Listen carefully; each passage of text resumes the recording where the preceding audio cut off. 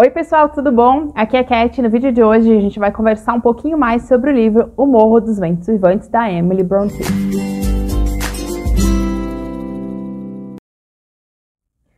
O Morro dos Ventos Uivantes é um clássico inglês publicado no século XIX, escrito pela romancista Emily Brontë, ou Brontë. Esse aqui foi o único romance que ela escreveu. Ela também é autora de alguns poemas que também foram publicados. O livro foi publicado em 1847 e, infelizmente, em 1848, a Emily faleceu aos 30 anos de idade, deixando essa sua obra para trás. Ela faleceu de tuberculose. Esse é um livro clássico que, na minha opinião, é impossível você ler e ficar indiferente.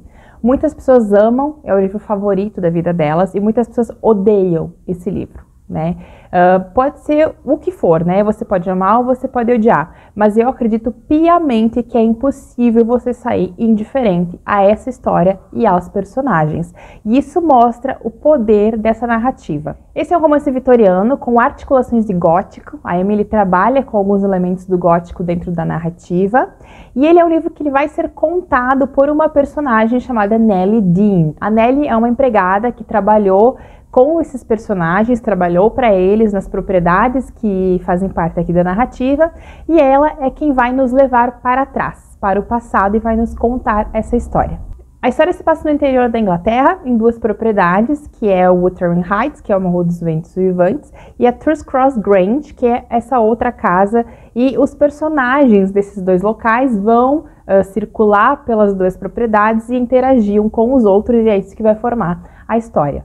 Tudo começa quando o patriarca de Wuthering Heights, do Morro dos Ventos Uivantes, que é o Sr. Earnshaw, ele vai viajar para Liverpool, e quando ele retorna para casa, ele traz um menino com ele, um menino órfão chamado Heathcliff. E o Sr. Earnshaw tem dois filhos, a Katie e o Hindley, e a Katie vai se apegar a esse menino desconhecido, enquanto o Hindley vai acabar nutrindo um ódio pelo Heathcliff, pelo novo chegado.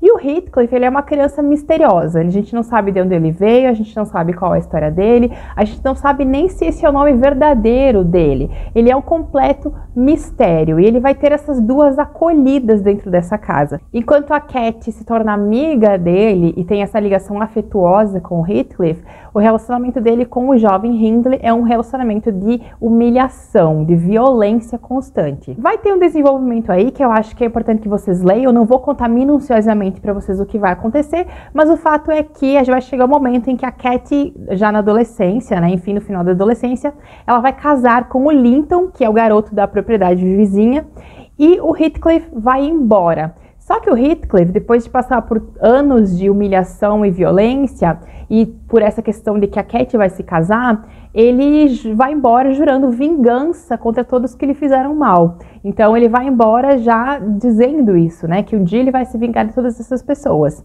E aí a gente vai entrar numa outra parte da história. Vão se passar alguns anos, a Katie casa, vai morar nessa outra propriedade, e o Heathcliff volta. E ele retorna rico e com sede de vingança. E é nessa volta que o Heathcliff vai perpetuar um novo ciclo de violência. Aliás, violência, na minha opinião, é uma palavra-chave dentro de O Morro dos Ventos Uivantes.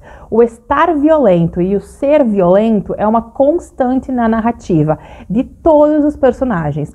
Todos os personagens aqui, em algum momento, são violentos ou perpetuam violências físicas e psicológicas.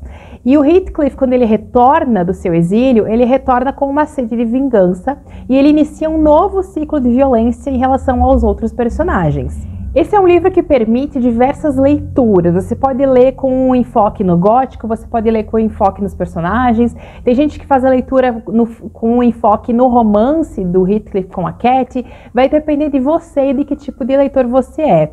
Eu fiz uma leitura mais de personagem, essa é a terceira vez que eu tô lendo essa história, então dá pra prestar atenção em outras coisas.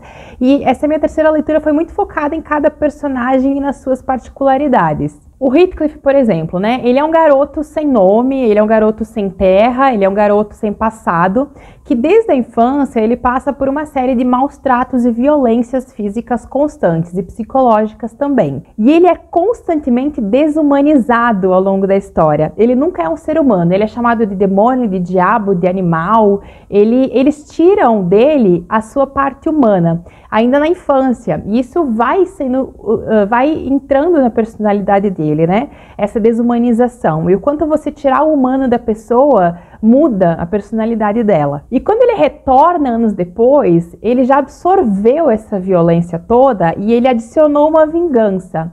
Então ele volta para se tornar o vilão gótico da história. E ele se torna perverso, até mais perverso do que as pessoas que foram perversas com ele. Ele perpetua a perversidade que foi feita com ele ao longo da vida. Tem uma coisa que é interessante sobre ele, é que ele percebe ao longo da sua vida que ter dinheiro é ter poder, né? E o poder naquela sociedade é muito importante. Ele não tem poder durante grande parte da narrativa e ele sofre com isso. Então o dinheiro permite que o Heathcliff compre poder sobre as pessoas. Isso é uma questão muito interessante do personagem. Eu não acho que seja possível, na minha opinião, passar um pano na cabeça do Heathcliff, né? Porque ele faz coisas realmente abomináveis ao longo da história que é impossível defender.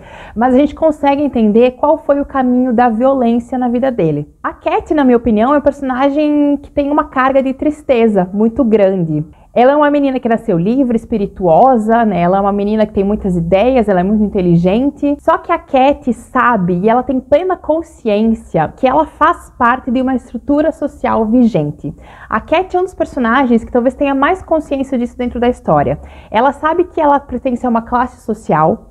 E ela sabe que uma moça da classe social dela tem perspectivas a alcançar. E que ela não pode, por mais que ela queira, fazer o que ela quer da vida. Essa que eu acho que é uma das grandes armadilhas e tristezas da vida da Cat. Porque se ela pudesse escolher, ela escolheria ser mulher do Heathcliff, ela escolheria viver com ele nas charnecas, livre da vida, mas ela sabe que ela não pode. Existe uma estrutura social cerceando a Cat quanto mulher. Isso acho que é muito importante da gente perceber. E essa perspectiva social que ela precisa alcançar, né, ao longo da narrativa, faz com que ela aceite se casar com o Linton. E você percebe que ela não casa com o Linton porque ela ama ele, né? Inclusive ela até fala sobre isso. Ela casa com o Linton porque isso é o que se espera de uma mulher da posição social dela. E o casamento com o Linton se torna um castelo, se torna o castelo gótico que aprisiona a Cat dentro da história. O casamento é a prisão gótica da Cat e é a prisão que vai destruir quem ela é. Então eu acho que a história dela é triste nesse sentido, né? Porque se ela pudesse escolher, você sabe que ela escolheria o Heathcliff, mas ao mesmo tempo ela não tem escolha. Ela é uma mulher no século XIX vivendo numa sociedade estratificada, rígida, com padrões sociais. Isso é uma coisa que às vezes a gente está lendo e não lembra muito bem, mas existe uma estrutura social rígida dentro do romance, com classes muito bem estipuladas, e as pessoas ainda precisam fazer o que se espera que elas façam. Em relação ao Heathcliff e a Cat quanto romance, né, muita gente diz que pode ser uma história de amor, pode não ser, enfim, eu não vou entrar muito nessa seara, eu acho que isso é uma leitura muito pessoal. O que eu acho dos dois é que eles são obsessivos um com o outro, eles têm uma obsessão e eles são muito iguais, né? Tanto é que tem aquela frase famosa em que ela diz que a minha alma e a deles são iguais, enfim, porque eu acho que realmente é isso. Eles são duas criaturas muito parecidas, eles enxergam a vida de forma similar e aí por isso eles acabam se ligando um ao outro. Mas ao mesmo tempo em que eles são muito iguais, eles não se compreendem totalmente. Porque se eles se compreendessem totalmente, e se eles se entendessem, talvez as coisas entre eles tivessem sido diferentes. A Cat não entende a necessidade que o Heathcliff tem de ir embora e fugir daquela estrutura. E ele não entende a necessidade dela de casar e seguir uma estrutura já pré-estabelecida. Eles não conseguem se entender nesse sentido. E ao não se entenderem, eles também se afastam de certa forma, e isso aumenta a infelicidade dos dois. Eu acho que ele é muito um livro sobre como a violência e o ódio, quando nutridos, eles se avolumam e eles crescem e eles acabam se espalhando por todas as pessoas. Porque é o que a gente vê aqui. A violência e o ódio, eles se multiplicam ao longo das páginas. Até que lá no final você vai ter duas pessoas que vão quebrar o ciclo. E quando elas quebram o ciclo, existe esperança de um novo começo. Então é isso, pessoal. Espero que vocês tenham gostado da minha análise de O Morro dos Ventos Vivantes. Como eu falei, é um livro que é impossível sair indiferente dele.